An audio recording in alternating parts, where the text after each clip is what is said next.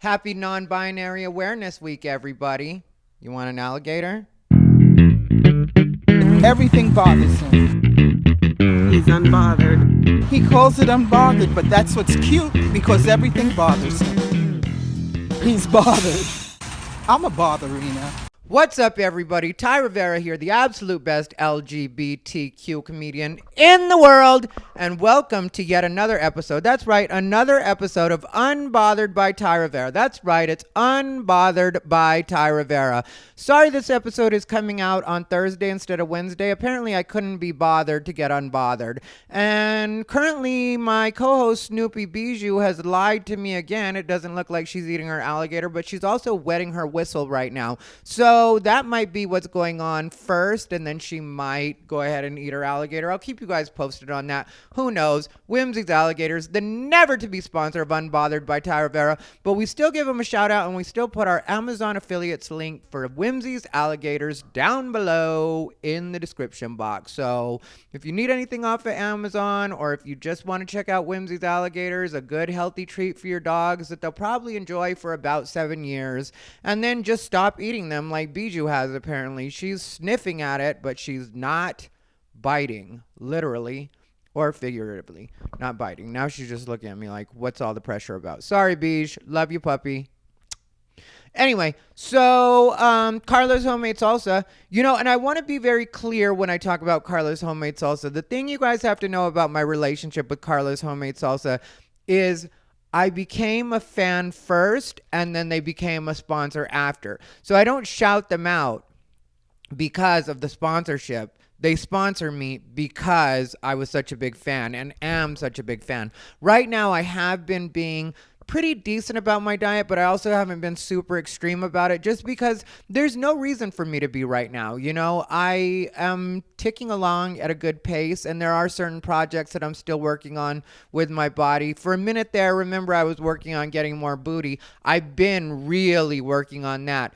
But it's still not exactly where I want it to be because I took a break and then I stopped doing what I was doing. And then I saw something else when I was on Instagram and I was like, okay, I really like this person's booty and I would like to have that. So luckily for me, they were talking about it that day, like how it is they got their butt that way. So after I do my experiment, right now we're about 3 months into it. I'll let you guys see like a before and after. I'll wear a Speedo or something like that, something cute, but not trying to be flirty. I just really want for this experiment to work out and then to be able to tell people, like, this is what you can do. And yes, it will be a lot of work. And yes, you do get sweaty doing it. It's not sex. Don't think that. I wish. If that were it, I would have all the booty I needed. But I also might not be doing it right to get booty. But also, I've been slowing down on that a bit, too. I haven't really been worried about hooking up that much. I mean, it's not like it hasn't happened, but it's definitely slowed down quite a bit, which everything in my life has slowed down quite a bit. And I'm very, very thankful for that because I was, I get away from myself every once in a while. I think everybody does, but I think the difference with me and a lot of people is I actually have the option to completely slow down at different points and not do anything.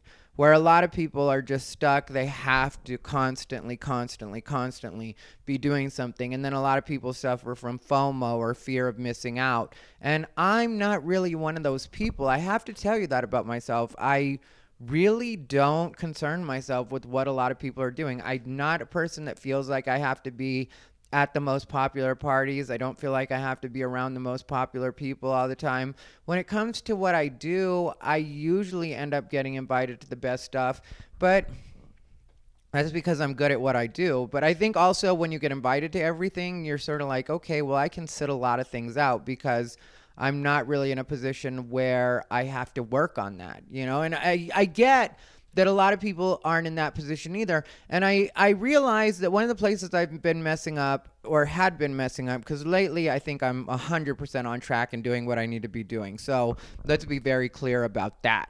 But when it comes to the last couple of months, some of the places that I've kind of messed up was that I was hanging out with people not realizing that they had different issues going on than anything I deal with. You know, like some of the people that I dealt with since then, other people have come to me and been like, yeah, I hang out with that person and they're a very good person, but they deal with a lot of insecurity. So they basically keep me around. This is the other person talking to me. They basically keep me around because I keep them grounded, and I remind them that there's nothing to be that insecure about, and people aren't talking badly about them, and that's not something they have to worry about. And in my life, I really don't worry about what people are saying about me. It's just there was a point where I was surrounded by a couple of these people and they were constantly telling me. And then I would get like, why are these people talking about me? And then I'd go to those people. And now when I look back at it, I'm like, was there really a point for me going after these people? Because do these people really matter? And I don't mean that in a negative way, but just really think in your life. Don't even apply this to me, but think in your life. How many people really matter? How many people affect your reality? Because for me, there's not really a lot that gets into my life or gets into my space or even enters my bubble. You know, it's just kind of me and Beige. And I mentioned that I hook up with people from time to time, but those people don't even really get inside my bubble outside of the physical. I don't talk to them about anything. We don't hang out like friends. We don't discuss problems. I don't even feel like I have a lot of problems when it comes down to it. So I think because I was surrounding myself with those people and spending a lot of time talking to, hanging out with, working with those people, that it really did start to rub off on me. Like a lot of the stuff that I see the people that I used to hang out with talking about online. Because some people might think I'm talking about like very particular people, but I'm not. I'm talking about in general, the people I was hanging out with when I would be out. You know, it's not like anything personal. This isn't about any one particular person, or it's not even that kind of situation today, because believe me, my head is in such a different space right now. And I think a lot of times people think I am talking badly about people when really there's a point for me where this becomes two things. This becomes lessons for me to learn and content for my channel. That's what it comes down to at a certain point with me. So where a lot of people think like Ty's mad all the time, it's like, no, I'm really not. There's a lot of stuff, like I say, that I really don't care about in the way that I continue to hold feelings about it. But then I do care about it in the way that I think we are meant to extract the lessons from it. And sometimes you have to understand that if you're a person that's very independent and not really worried about what the crowd is doing, that's going to bother a lot of people, because a lot of people don't live that way. A lot of people are constantly worried about, does this person like me? Am I going to get this gig? Is this going to happen? And I, when I was younger, maybe had some of those thoughts. Still not a lot, to tell you the truth, but maybe I had some of those thoughts when I was younger. But I've gotten to a point in my life where I feel like what's meant to me will come to me, and nobody can take from me what is actually meant for me. So people can say things, people can try to get in the way, but ultimately what's supposed to happen for me is going to happen for me. And it's not only because I'm working to make it happen, but because when you put a certain energy out into the universe, that's going to come back to you, and no human being can get in the way of the laws of the universe. And that's really the way I feel about it. And that's independent of the things I've been reading and watching on YouTube. Like I told you guys, there's different stuff that I've been watching quite a bit.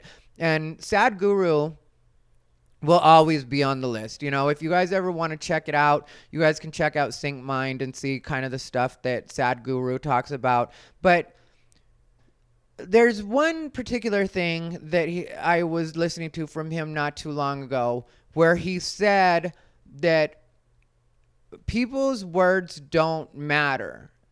What matters is the way that you react to people's words. So basically, you know, people's words only matter as much as you let them matter, is the way I took that. And he did a whole speech about it. It was like 15, 20 minutes of him talking about this. And the more I was listening to him, the more I felt like, yeah, that does make total sense, because if I hadn't paid attention to any of these situations that were happening and had just continued to do what I was doing, I wouldn't have got caught up arguing with people that really don't matter. I really do think about things in terms of what's actually making me money, what's actually getting me ahead in life, what's actually getting my body to where I want it to be. Like, these are the kinds of things that I truly do concern myself with. Like, outside of that, the other stuff that I've talked to you about, yeah, it's annoying, but it really doesn't matter. I've been doing this for a long time as far as stand-up goes, and I really am at the point where I like watching things grow, and I like watching things get better. Like when I talk about Karla's homemade salsa, I really do believe in Karla's homemade salsa, and I plug it all the time because I believe in it, because it's all natural, because it does really add flavor to an otherwise flavorless diet that I deal with. And for me, that is so helpful, and I think it can be so helpful to so many other people. I mean, the fact that it's A, natural, and B, it really does add flavor to, if a lot of you are doing any kind of diet. I know a lot of people do hot girl summer, hot boy summer, that kind of stuff. And so if that's what you're trying to do, this is very helpful. But I really do like watching that grow, and I shout it out all the time. And they have gotten quite a bit of customers from me. And I had them pretty busy for a minute there. I kind of slowed down on the amount that I was shouting them out because I felt like I was kind of flooding them. And then at the same time, I was happy to see that, just because I like to watch things grow. Right now, there's a podcast that I really love. It's called Local Trash. Two of my friends, one new friend, one guy I've known for a while, Jordan Underwood, is one of the hosts. And then his friend Alex, who I just met not too long ago, they're the host of that show, and it's called Local Trash, and you can find it on iTunes, I'm sure Stitcher, anywhere you can find podcast, you can find it. Spotify is one place that they're really pushing it, but Local Trash, if you guys want to look that up. I really do like the conversations that they have, because Jordan is very honest about his situation. He's over 200 days sober, so give it up for Jordan, everybody. But yeah, he's 200 and some days sober, going on a full year. And I've liked Jordan for a while. We've been friends for a while. We didn't always get to hang out because when he wasn't sober, I didn't want to hang out with him. And there were times when we hung out when I thought he was sober, and then it turned out he wasn't. But now I know he's sober, and you can tell even by the way he talks, the things he talks about, how open he is about what he was doing back then.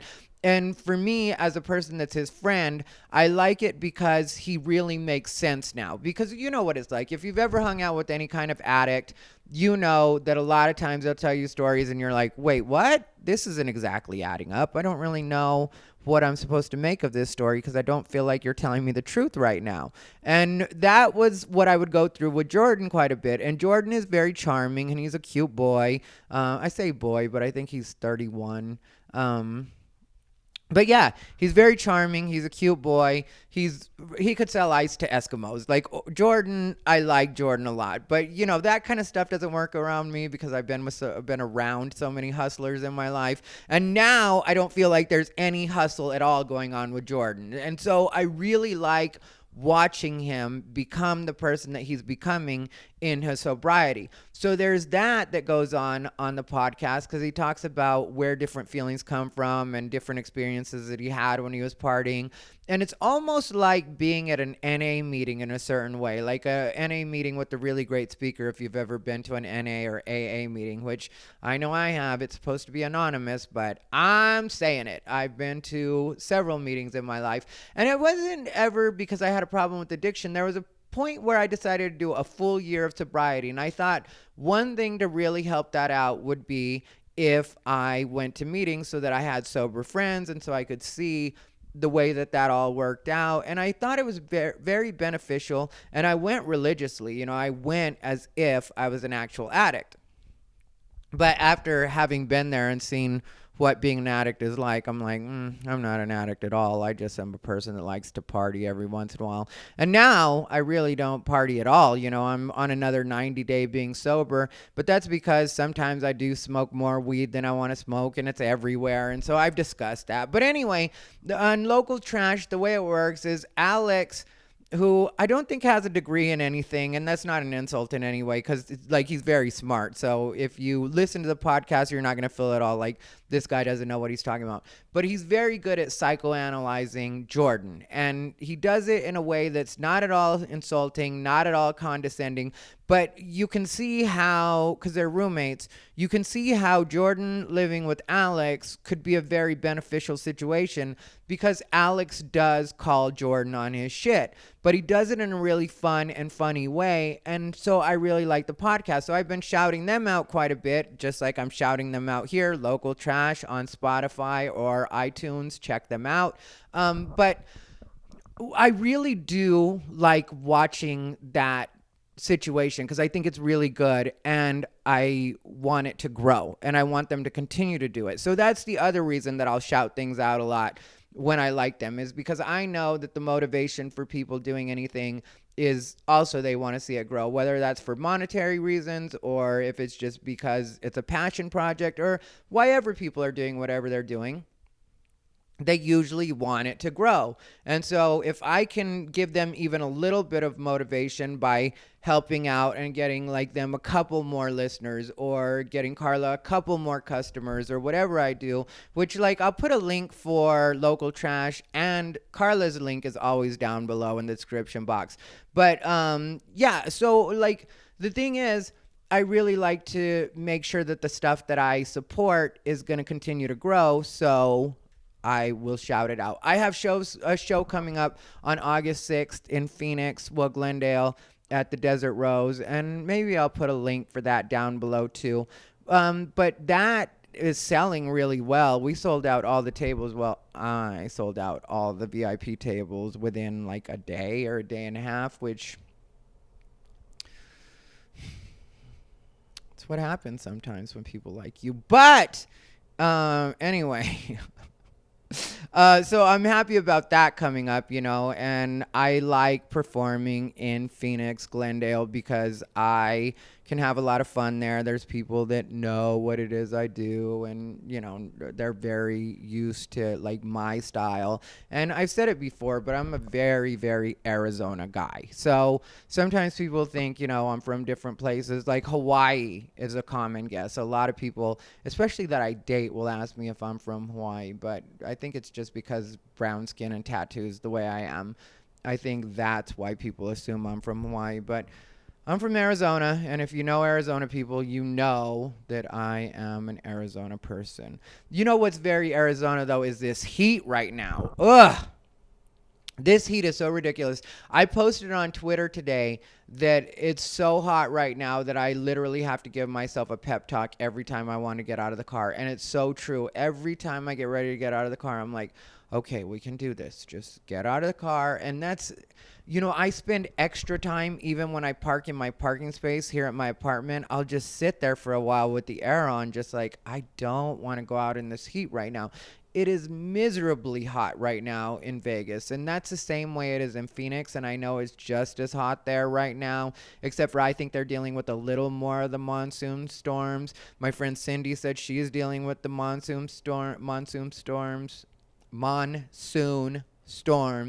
up in Michigan, or some kind of storms. I don't know if it's monsoon in Michigan, and I don't know if she said monsoon, but either way, she's dealing with storms, or they were about a week ago. So, that's too bad. Last week's episode of Unbothered, though, I'll tell you, I watch every episode, like, because I do the premieres with you guys where I'll watch it on YouTube. And I'm also going to be putting them on Facebook now. And I'm not going to go back and put the whole catalog from forever back on my YouTube fan page. But I really want to start paying attention to my YouTube or my Facebook fan page more.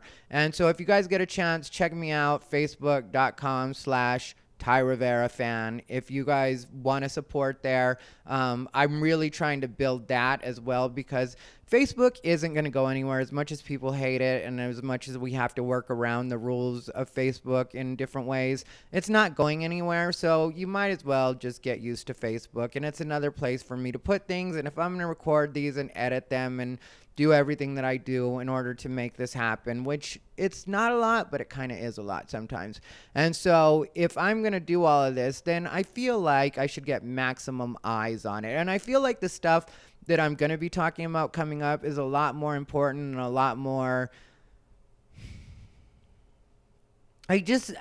outright in some ways educational. And I don't say that in a way like I'm a person who has the most to teach everybody, but as far as learning to live your life in a good way or in a way where you continue to grow, that's something that I definitely have been getting better and better about as the years go by. And every once in a while, I will have a little bit of a relapse. There will be a slip up when it comes to falling back into certain behaviors. But even that, I don't have a problem admitting that, because that's a part of growing, is when you actually admit that, look, I'm falling short in certain ways, then at least you know that you can grow from that. I'm not one of those people that wants to pretend that everything's just going perfectly all the time and it's just all according to plan and I'm working everything perfectly. Right now, in the last couple of weeks, have I been? Yes, I really do feel that. But as I said, in the last couple of months, have there been different points where I've slipped up? And, you know, I can say that there's different factors that have caused me to do that. Like I mentioned, hanging out with certain people and not.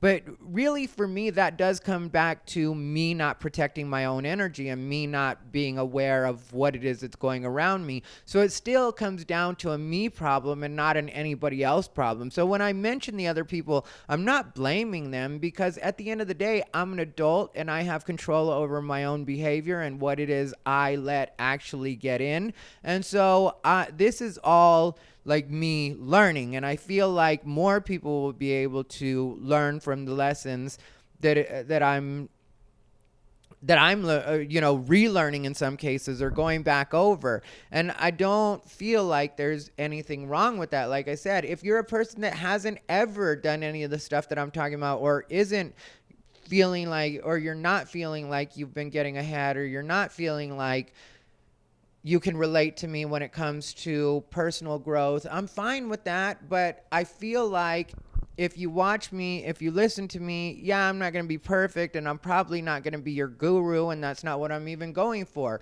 But if I can at least help you come up with some coping mechanisms or maybe look at things in a different way, then I feel like I'll be doing a good service for people. And I don't worry about my podcast being the funniest. You know, like last week when I did the Unbothered, what I was going to say was I had a really good time talking to Claire. But the only thing I didn't like was I was laughing too much through it. And I had the lashes on, and that was fun and silly, but that's not going to be my regular thing. Obviously, you guys can see. I mean, you guys know most of the time I don't even have the patience to do makeup, so you don't think I'm going to pop on a lash. And Claire had to help me, like, not even help me.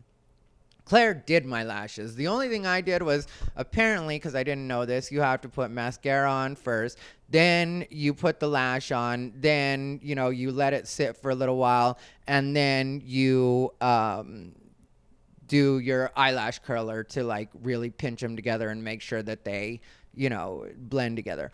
And so I did the mascara part by myself, and I did the pinching them with my lash curler. That's all I did. Claire was the one who actually had to put them on my eyes. I tried, but I have shaky hands, and I'm not the best at that anyway. And so it isn't anything that I'll be doing regularly. And it was fun. I mean, like, it was fun. It's fun to be silly, and it's fun to have a good time with stuff like that. Like I told you guys, I don't worry about, like, I joke about, like, none of my guys on Grindr should see me like this. And that is part true, because that's a thing for them in certain ways.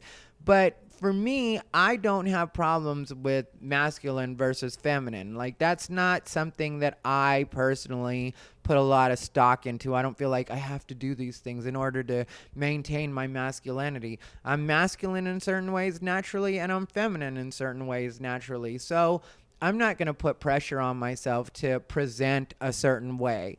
And I mentioned non-binary awareness week at the beginning of this episode, and I said it on Twitter yesterday, and I'll say it here. Non-binary is the participation trophy of the LGBT community. In a lot of cases, when I see non-binary people, it's either white women that have decided that they want to be part of the queer community, or it's displaced Latinos that are trying to rebrand me as Latinx.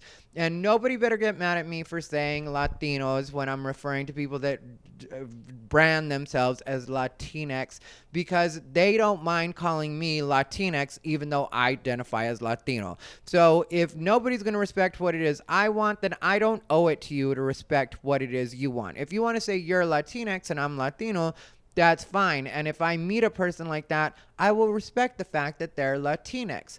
But as long as you're telling me that we're all Latinx, I'm going to tell you we're all Latino. And I don't feel any particular way about that. And I'm not having anybody that's not comfortable with themselves tell me that I should feel differently. It's just not what we're going to do. I've come too far in the game when it comes to, and I spell game G-A-Y-M-E. I've come too far in the game to be playing these little semantics with people, little word games, a little bit of Scrabble here and there. Not doing it, ladies and gentlemen. Not doing it. Yes, I respect that you are your own thing and you have what you want to be, but that doesn't mean I become something different. That's why I understand straight people when they're like, I'm not going to be cisgender. I get it. I don't try to rebrand anybody cisgender. Sometimes I'll use that term, and you've heard me use that term in my dailies or on my podcast, but that's just because it makes it clear for people to hear. But I would never tell anybody, oh no, you're cisgender. Trust me, you're cisgender. If they're like, I'm not cisgender and I'm talking to them one-on-one in a conversation, I'll definitely call them whatever they want. I had one lady very insistent that she is a natural woman. That's what she wants to be referred to as. And so I was like, okay, well, you know, because I was explaining to her a certain situation, and I was like, okay, well, then there's trans women and then there's natural women like yourself. And I'm not going to argue, just like I'm not going to argue with trans people when it comes to that. But once people start trying to tell me what I am, that's when I will get very like, okay, then this is what you are. Especially when it's something that's ingrained in me as being Latino.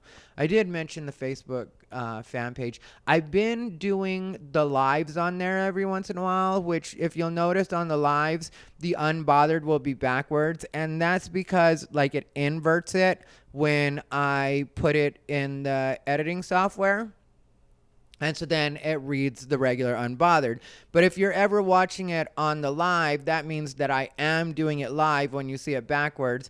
And I know I could turn my camera around and probably do it that way, but then I can't see what's going on in the shot, and I want to see what's going on in the shot, so I'm not wasting time. Plus, then I'll also be able to see what it is people are saying to me. So that's something people are just going to have to deal with. And on a lot of things, people just have to deal with certain things because I do everything on my own, and I feel like it's more important to turn out content and do the kind of stuff it is that I'm trying to do right now and get the ball rolling on that. And then the little things I can worry about later.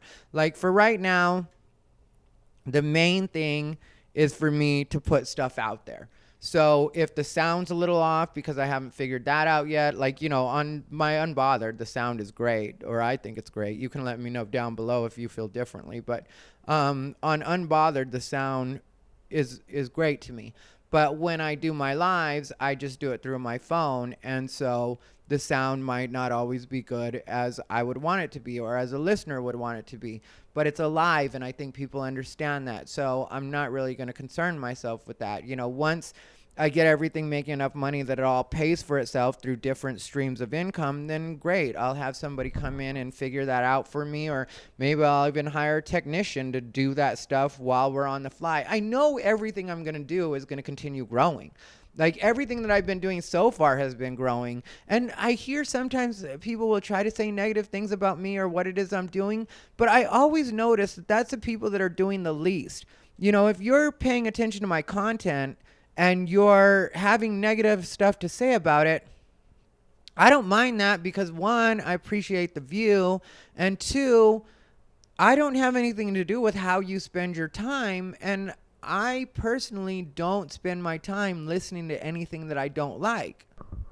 Sorry about that. I hate when I do that. I ran out of memory on my phone because I didn't record the last episode. And I got a bunch of stuff on my phone that I got to get rid of. But what I was saying is I don't watch anything I don't like. I don't pay attention to anything I don't like. So for me, when people have negative things to say about my podcast or anything that I'm doing, I always feel like, well, then don't watch. Like, because I'll block you quickly. The other day, I had somebody try to troll me that I used to actually be friends with.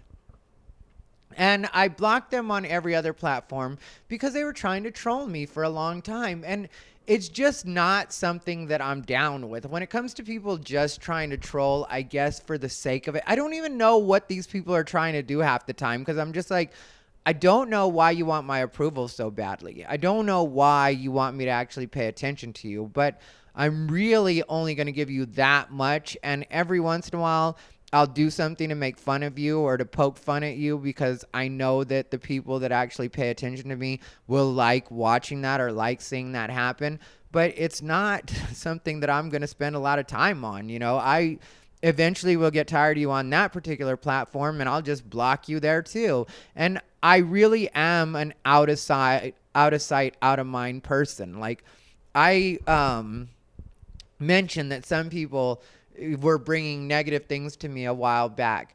And they would be like, did you see this person is saying this? And that's another thing that every once in a while I would let get into my head, just in the way that I would be like, oh, okay, I guess people are saying stuff about me. And then you hear it 3 or 4 times in the day, or sometimes 5 or 6 times in the day. And then you get like, you know what? Let me go say something. And then you really think about it if you're like me and you're like, why would I care about what miserable people think about what it is I'm doing?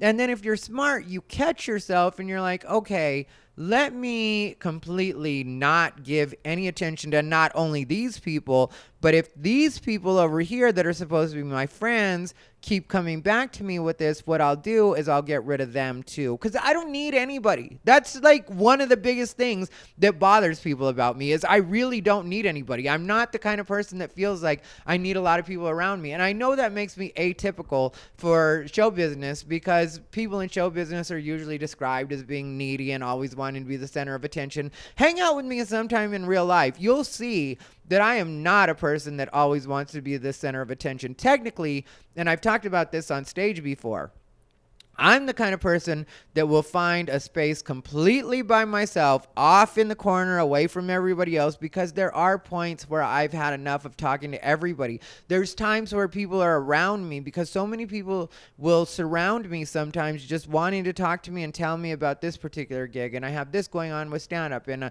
this is going on with my family. And there's so many people that will feed so much stuff to my head sometimes that I'll be just sitting in public and I'll just want to scream, and I have to stop myself because I know then I really will look like I'm crazy and coming apart. But I really do get like that sometimes because so many people talk to me. And I've had people talk about, you know, like certain people not liking me, and there's a lot of people that don't like you. There was one time where this one comic in LA was really trying to paint it like everybody didn't like me. And I'm like, you're never out. I don't see you. You know, I don't see you anywhere. But if you knew the reality of me being at any comedy spot, no matter what point in time it is, like when you think about even like the last week, or there were times, because that's the other thing people forget. There were times in LA that were worse than it is right now, or it was, you know, a couple weeks ago, where I really just set everything on fire. There was Jeff Carasales, who's a very funny comedian. I don't know how much he's doing stand-up right now. Right now he's a successful handyman is what he really is. And he's like a higher Mexican type. And he always says Mexican. He's from Texas. And that's the way Jeff talks. But Jeff Carasales, Latino, veteran, cool guy, super cool. But there was a point where he referred to me as, or referred to what I was doing as General Something's March. And when I was getting ready to leave LA, you know, I had already announced that I was going to leave because I decided one day I was going to leave, and then 30 days later I was gone. And that's only because I had to give notice to my apartment because I was like, I don't want to fuck up my credit and make it hard for me to get another apartment when I move, you know, so I'm going to wrap everything the way that I have to. And so I wrapped everything up the way, but like while I was doing it, there were people that would get on my nerves. Well, if you think I don't care when I'm living in a city, when I'm leaving a city, I really don't care. And so Jeff kept referring to it as General Something's March, and he was just saying it was like basically me just throwing matches on gasoline as I was like marching. And that's what it was. But like, you know, it was all happening online because the people that usually don't like me usually only exist online. When you go out with me in public, like I said, no matter which period in time it is, there's always a lot of people hugging me, a lot of people talking to me, a lot of people shaking my hand. And when I go through periods like this where it seems like people are mad at me, or that's what I'm being told when I'm online, then I'll, like, let people come to me. I will completely be just like water. Literally, I take whatever form the room around me takes, and I literally, that's what I do. I'm just like, I'm here. If people want to chat with me, be friendly, cool. If people don't, cool on that too. But people will always just come up to me, and it's in a good way. So it's not like they bother me really, but the amount sometimes just that's coming at me. And as much as people like to describe me as being a sociopath, which is something that I've heard a lot in the last couple of, the funny thing about this sociopath thing is that the people that say that about me, either there are two groups. There's one, the people that don't know me, or two, the people that hung out with me and that I was very empathetic to and very helpful with. So suddenly, once I don't agree with you, I become a sociopath, which, if you know anything about me, I really am an empath. So that's the reason that it'll drive me crazy sometimes, because not only am I listening to people talk and verbally hearing them, but I'm also feeling them at the same time. And sometimes that's a lot of energy being put on me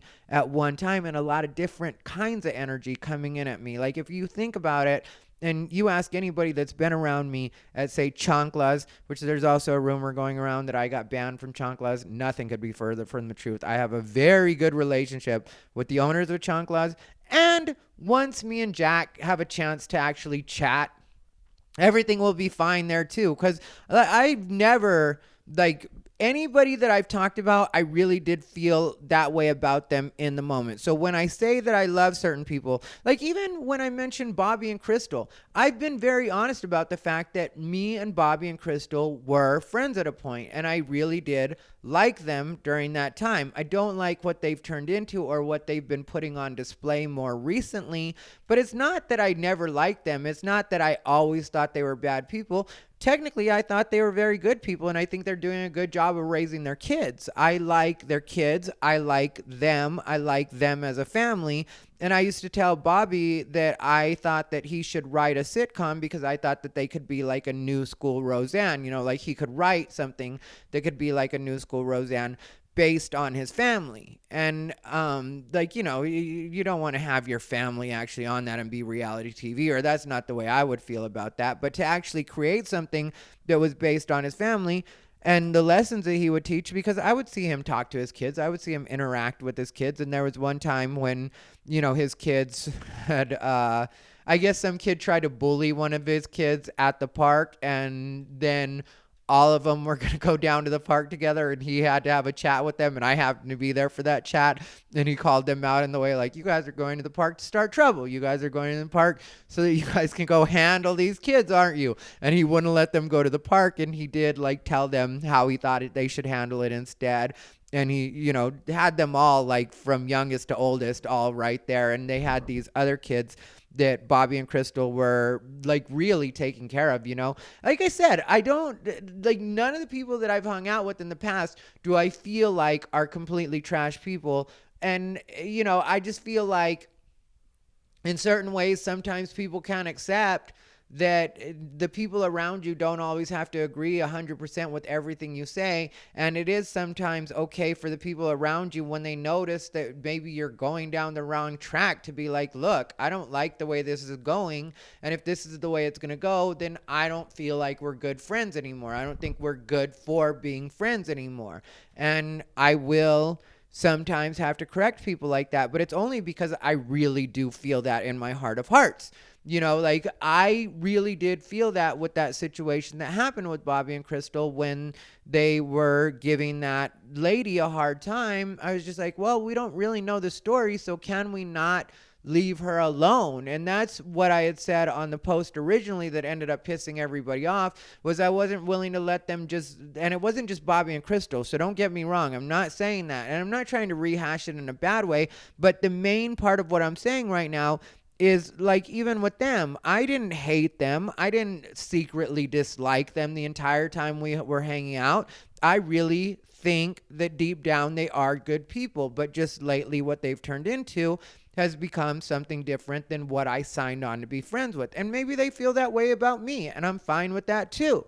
I don't really mind. I know that there's people that have opinions because I'm cool with Diaz, which I did the full interview with Diaz. But if you watch the full interview, you see that I hashed it out and I asked Diaz about different things. And so for me, I feel completely comfortable hanging out with Diaz, and I feel like he's a good person, and I feel like anything that we had to talk about, we squashed on that episode. And we didn't have anything to really squash, but you know what I mean? Just like everything had been aired out. And so I feel that way with Jack too. Like, me and Jack had a little bit of a thing when I was trying to organize everything for my show at the Thunderbird, and that's what it was. But as far as Jack himself, I love Jack. I think he's a really good person. I'm not taking that back, and it's not like we had a thing where it was like he told me not to come down anymore or any of that stuff. Like, that's not the way it's played out for me with Chanclas. Like, really, I gave Chanclas a shout out just not too long ago,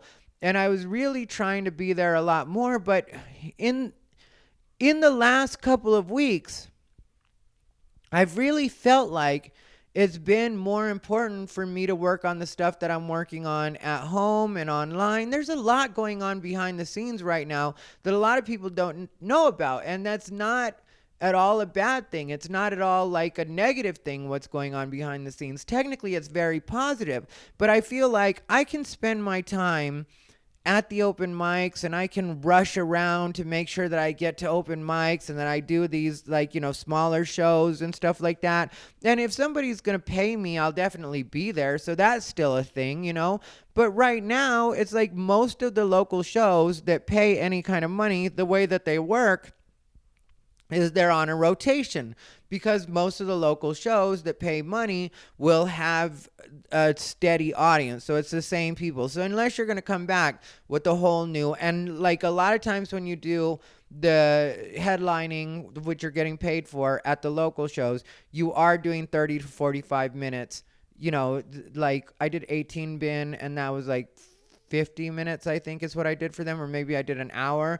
And so when you're dealing with locals and people that are a constant audience, if you do 45 minutes to an hour, there's a good chance you're not going to come back in 2 weeks and then do a different 45 minutes to an hour.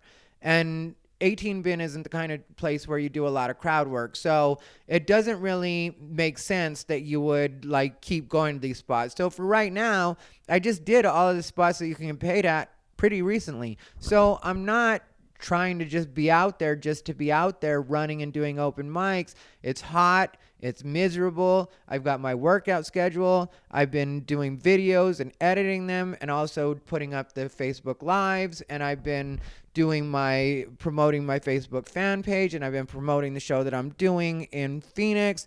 And I keep getting hit up for other stuff. And I mentioned that there's 2 different record labels that want me to do stuff. And so I'm dealing with so much of that stuff that I really don't feel like being out is the smartest place for me to be. So I'm not going to lie to you guys and be like, I'll be at Chanclas tonight, when I'm not going to be at Chanclas tonight. Technically, Chanclas is tonight when I'm recording this, and it's about 8 o'clock right now. If I were to go to Chanclas, I would have to rush to finish up my podcast, and then I'd run out to Chanclas, and it just wouldn't make sense for me in that, from that way. Like last week or maybe the week before, I had to stop by Chanclas just because, we had to wrap up some business stuff, and I was dealing with the owners, and, then I stopped in, but I stopped in before the show actually started. I think I stopped in around 7 o'clock or something like that. And I dealt with them on the stuff that I had to deal with them on. And then, I left. But it's very pleasant for me there. And that place is like a second home to me. And once I'm able to be around there again, I will definitely be around there again. But I feel like I have no points to prove to anybody when it comes to any of this stuff. So when people say this stuff, yeah, for right now, I'll address it. Because like I say, it's content and it's things to talk about. But the truth of the matter is, I don't feel like I have to like show up and do things in order to prove to people that this is not the truth that's being said about me. For a minute there was a rumor going around that I was banned from LA Comedy Club. Well, I did guest set for Paulo Gata. Like that was quite a while back. And then, just the other night I was there for Butch Bradley. And so it's like all of the stuff that people say about me isn't true, and it turns out not to be true, and people just from seeing me or paying attention to what it is I'm doing can figure that out on their own. So I don't feel like there's a reason for me to like, oh, let me put up a Facebook story showing that I'm hanging out here right now, or let me put up a Facebook story with this person, or any of that stuff. Like for me, I just feel like I just live my life, and if people want to believe what it is that's being said about me, then feel free to believe that. You're welcome to it. It doesn't change anything in my actual reality. And I think that's where, like I said, a lot of people get caught up. Like a lot of different people think that there's really some enemy out there that's gonna, I guess, talk badly enough about them or say stuff enough that it's really going to end up affecting them, but it really won't. And that's what a lot of people should get from watching me and watching the way that I do things, especially the people that maybe do feel a little more on the insecure side or do feel like there's something to worry about. Like just by watching me, you should be able to know that that's not an actual thing. Like you don't have to worry about these things. You don't have to worry about what it is people are trying to do on the other side, because evil will never prevail. And that's just what it is, and I don't worry about my reputation in that way, because I just did a podcast. And the reason I bring this up is because I just did a podcast where there was a particular club owner that wanted me to do his podcast. And his podcast is about the business of stand-up comedy.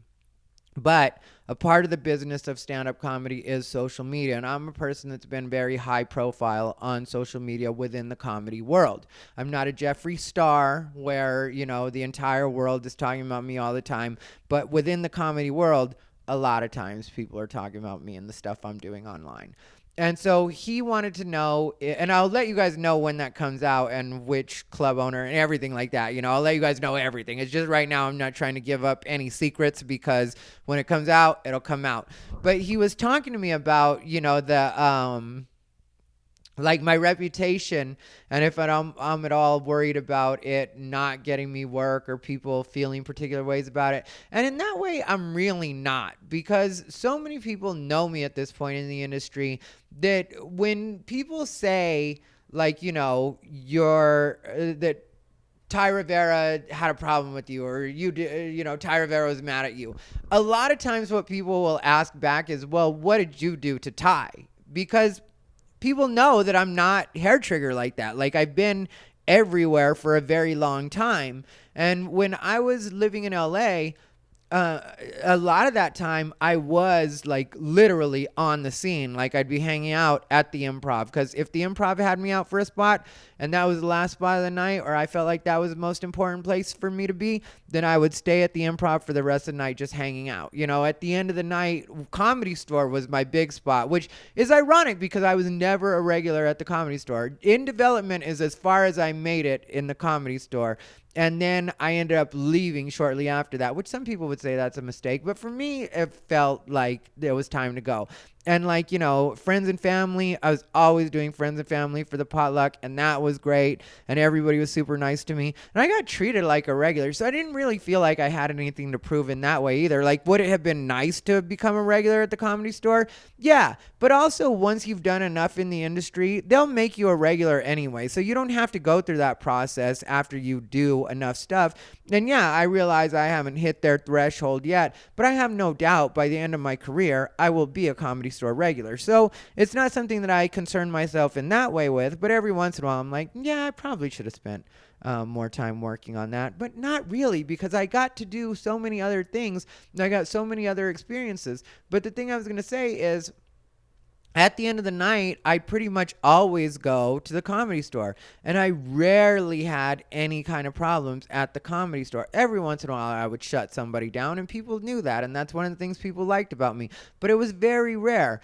improv, very rare as well. But, I'm consistently me. So if somebody comes up to me and says some sideways shit, now I will be the kind of person that lets it go. Now I will. But when I was younger, or when I was like living in LA, if I had to, I'd shut somebody down.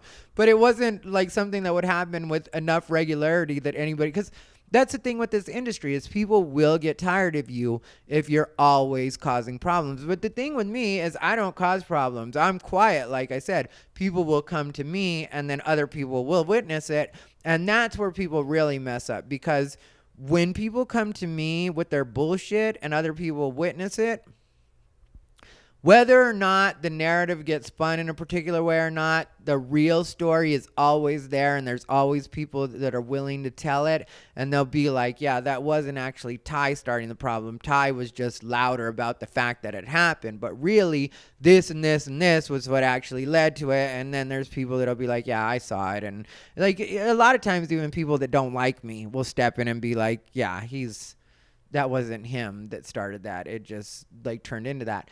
But, that's also part of the fun of the stand-up world, or the way that things work. And that's what I think sometimes people forget. And it's one of the things that got mentioned on the podcast yesterday, not by me, but just that the thing that people like you for, the thing that will make you great in stand-up, will sometimes be the same thing that people see as destructive. And for me, I don't see it as destructive, because the way I see it is I'm just being me 100% of the time. Now, can I learn to dial that back a little bit? Well, I don't really think it's something I have to learn at this point, because I feel like I've already made my point. So from here on out, you're going to see publicly a completely different version of what it is I do. Like, I can just let things slide. I can just walk away from people. I can just let people have that particular space. And that's something else I learned from listening to Sad Guru and some of the stuff that I've been listening to, is that like sometimes you'll think that you're standing your ground, so to speak, by staying in a particular situation, but really it's not a show of strength. It's more of a show of weakness, because you're standing your ground for what reason? If it's going to affect your happiness, if it's going to affect your mental well-being, then are you really winning anything by saying, I'm going to stand my ground on this? Or would it be better for you, for me in this case, to just walk away and say, okay, you can have that space. I'm going to go over here, and I don't have to say anything catty to you, and I don't have to get into it with you, and I don't have to argue with you. I can just walk away from the situation altogether and find myself in a better space for myself mentally and possibly geographically at that point. Because, and I've done enough of that in my life too. It's not like that's completely a new thing, but just being able to express that or exercise that to a master level is what I want to start doing from here on out. I don't want to be worried about little things that don't matter, and I don't want to be getting into it with people that don't matter. And again, like I said, it's just an expression. It's not meant as an insult to anybody. It's just most people truly don't matter. So that would be what I say to you guys, and that would be the message for this entire episode, I would say, is don't let people that don't matter bother you. Don't let situations that don't matter get in your way. Just keep doing it as... See, I had to mess up. I was ramping up to make my big dismount, and then all of a sudden, I had to flub it. Not that there's a fucking line. I did write some things down, but I went over all of them. They're not... I don't write actual, stuff for myself. It's just some words that I wrote down to trigger me and remember, like Whimzees, Karla, local trash, heat, insecurity, Facebook fan page. So that's the kind of stuff, but there's no actual lines for me to flub. But I did flub that line, because what I was going to say is, I don't remember what I was going to say, you guys. I was just going to say, don't let people that don't matter get in your way, and don't let situations that don't matter like occupy space in your brain. And whatever you do, stay unbothered.